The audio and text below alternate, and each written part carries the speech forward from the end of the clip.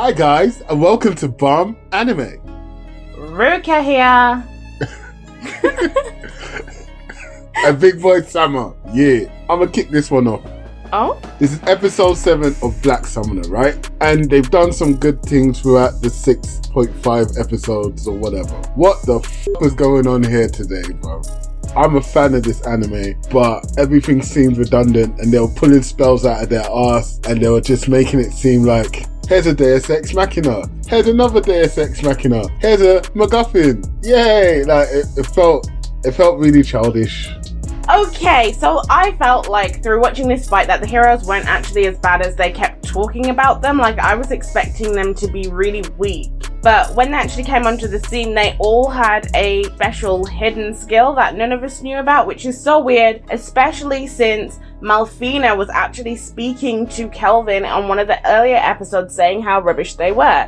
Malphina is the person who granted them their powers, so Malphina should know what they could do. It felt a little bit weird that it wasn't connecting in that way for me. However, watching them fight was really quite cool. I would say that this is the first proper fight that we've actually got to see throughout this anime. It was an enjoyable fight for the most part.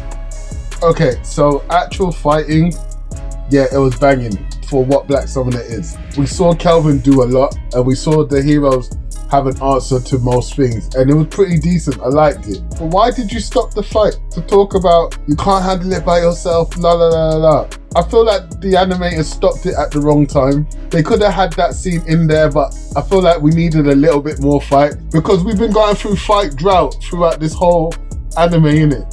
Every time we promise a good fight, it's never a great fight. This was getting there.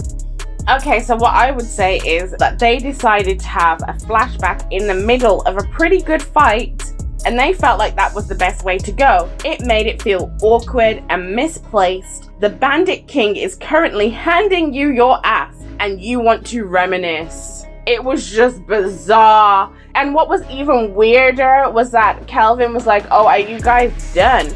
So the writers acknowledge that this is a really strange place for a mid-fight break, but did it anyway. I wouldn't say all, because some of their flashbacks have been alright, but for the most part, their flashbacks are so awkward and strangely placed and weirdly done. And that's like throughout the entire thing so far, but this one was probably the most awkward. Also, I felt like the spells used by the heroes are way above their level. And it made me feel like what was going on there, because they shouldn't have been able to do all the things that they were doing. They have some really good spells, so either, right, you need to bring up their level, or you need to reduce some of these amazing skills, because it was just a little bit unbalanced. Yeah. And that dragon seemed really powerful for a young one. But even then, like, I can give the dragon a blight because it's a dragon. But that summoner, that dark mage, that arcane magic caster. What Miyabi. What was this? You had this ogre from get-go and you didn't bust it out at the very beginning in order to buy your team some time to run around and do interference. The heroes lacked, Kelvin's correct in the way he treated them like kids, because they lacked hard. Because there was moments in there that I thought Kelvin should be dead here. With them being as strong as they are as well, I can't understand why they couldn't have found someone powerful that would have been willing to train them. It just seems like they're kind of just doing it on their own, but doing everything poorly. It's bizarre.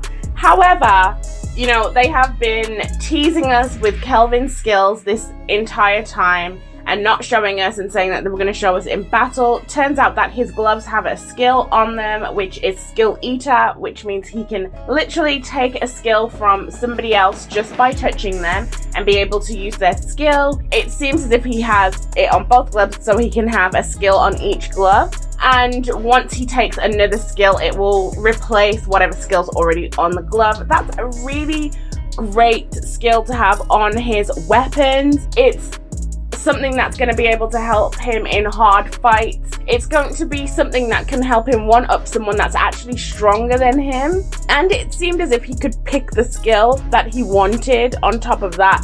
So this skill is it's really great. He made it. And on top of that, they did say that obviously Sera had new equipment as well, and they had no, it wasn't Sera, it was Ethel who has a skill on her arm or her clothing that we don't know about as well. So now I'm actually really looking forward to seeing that, considering what Kelvin has brought to the table. Look, I said this last time that Kelvin's got some weird like abilities where it comes to blacksmithing, and Ethel doing that whole clothes making as well. They're both collaborating and making some sick armor. And I didn't realize that he can make golems. I didn't realize he could create spells out of thin air. Like, bruv, Kelvin brought out the stops today, and this is why it pissed me off that they stopped in the middle of the fight. Because you didn't need that break. It could have been a seamless transaction from the first part of the fight to the second part of the fight. The fight itself, if you took it all together, was actually pretty decent. Yes, he was pulling out shit from his ass, but you know, it didn't really piss me off. What really pissed me off was that stop, and then I kind of took it out on Kelvin, so I'm sorry. But like, come on, bruv. Like, what's going on?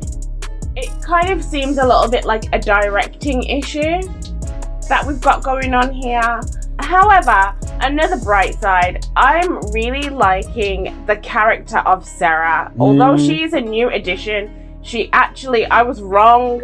I said that I would have preferred to have Victor and not have Sera, because I just couldn't see how it was going to work. I was completely wrong here, because it is working really well. I like Sera's playful attitude. She brings this teasing attitude, and she also likes to fight. So the things that they kept saying about Kelvin, about how much of a battle maniac he is, it's coming across in Sera without her having to say that. And on top of that, they're also showing it in Kelvin too. Yes. I'm not going to take that away from him. Yes. They just probably should have left out those lines about how much of a battle maniac he is and just let the actions speak, because now that we're seeing it, I'm liking it. It's cool. Wow. The way that he treated the heroes, the way he was sitting there, the way he had his villain persona coming out.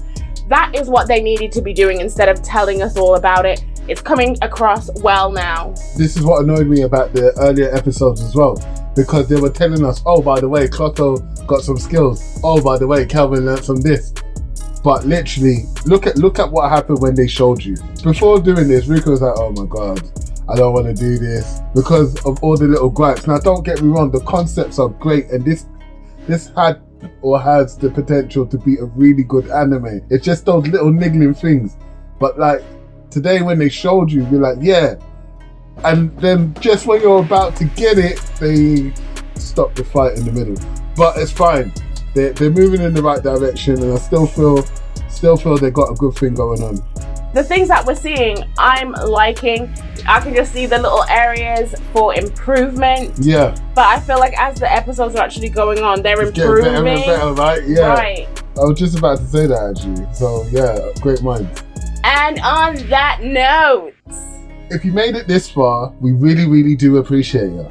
Don't forget to like, subscribe, and share, and hit that bell. Peace.